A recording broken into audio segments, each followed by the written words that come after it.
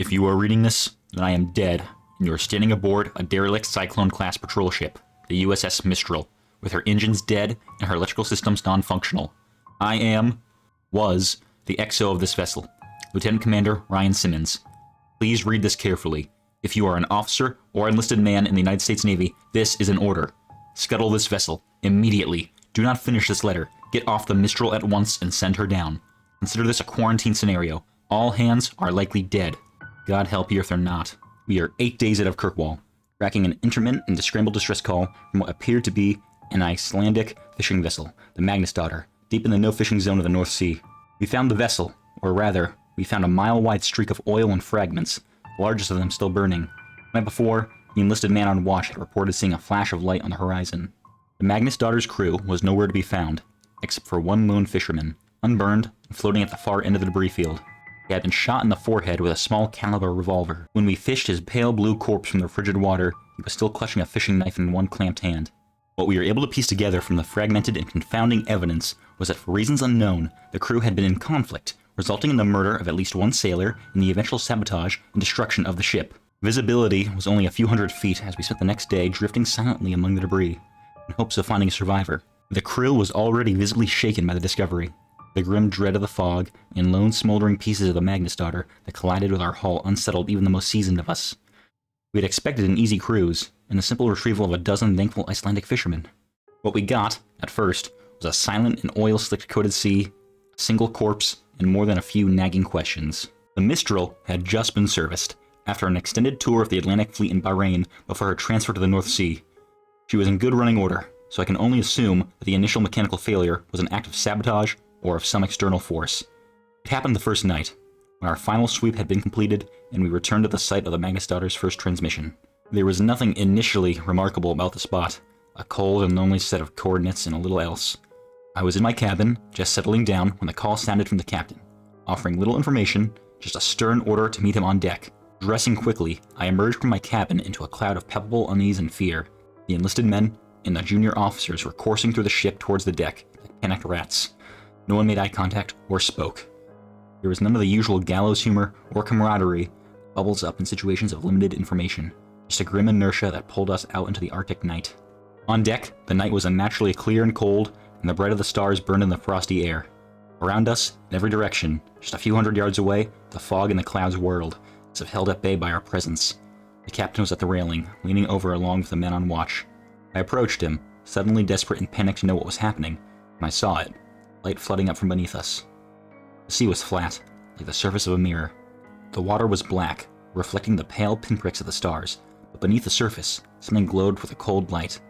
Pulsating shapes of violet, green, and deep cobalt blue shone from beneath, flowed and merged and shimmered silently, deep below the glassy sea. We stared, 24 men and women, struck dumb and horrified by the sight. There was a sense of scale that emerged from the fluid movement of the lights. They seemed to be many fathoms beneath us, which would make them terribly large and impossibly fast. There were no solid shapes, no disturbances of the water, just a deep field of liquid flowing light. We watched for what seemed like hours, entranced by the mesmerizing ballet of cold light, a mirror reflection of northern lights. When it ended, abruptly, there were 3 almost simultaneous events. First, the lights seemed to contract, each mote freezing in place and collapsing like the iris of an eye in bright sunlight. Secondly, there was a tremor in the air that first raised the hair on the back of my neck. As the ghostly lights wrinkled out of existence, it rose in intensity, until I thought my eyeballs might shake their way out of my head.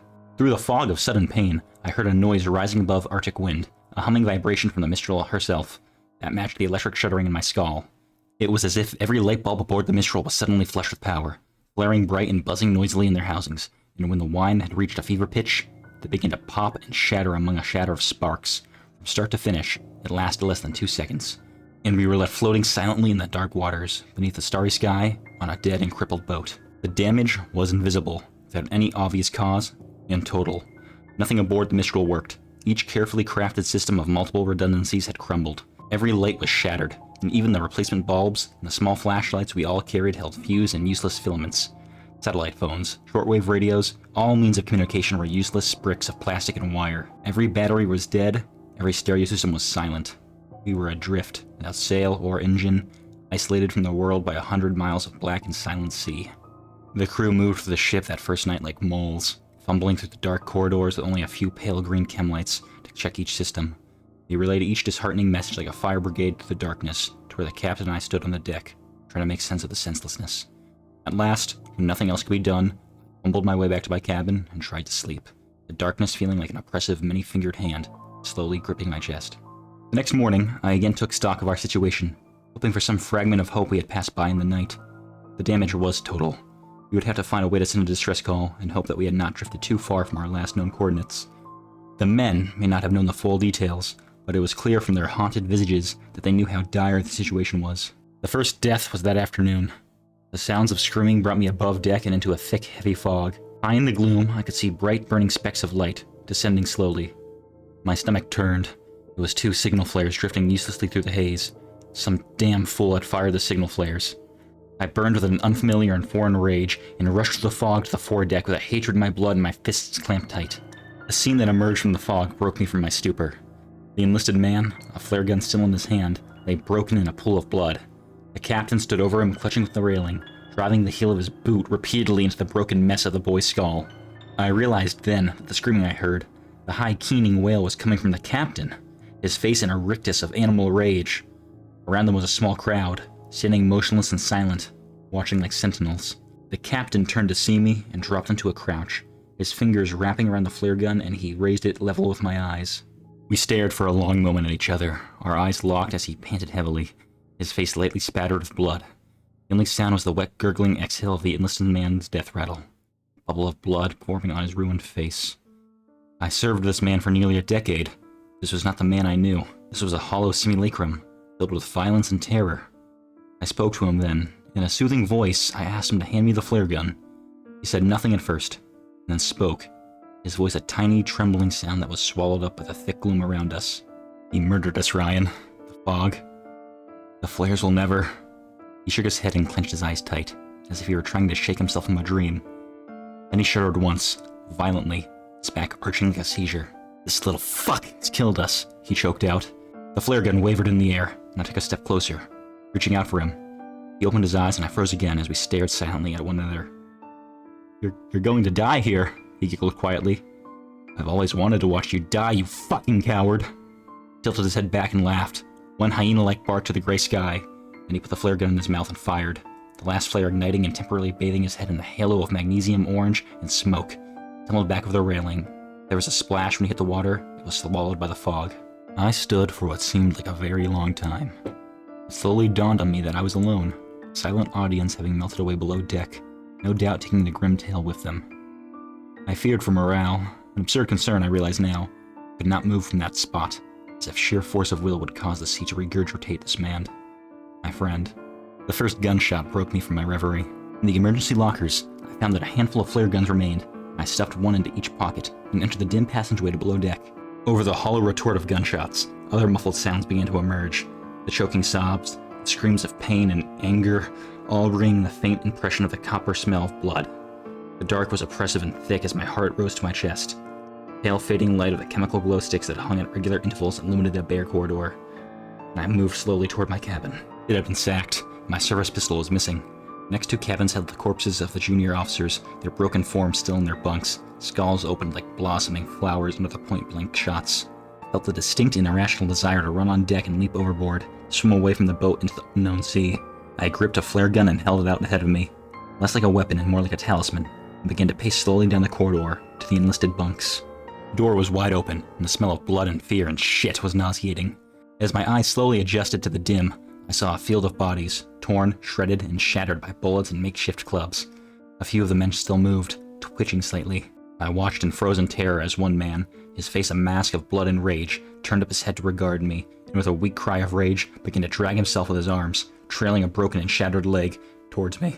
From the shadows, another form pounced on him, a boot digging into the wounded man's back with a wet cracking sound. I recognized the attacker's face in the green chemical dim.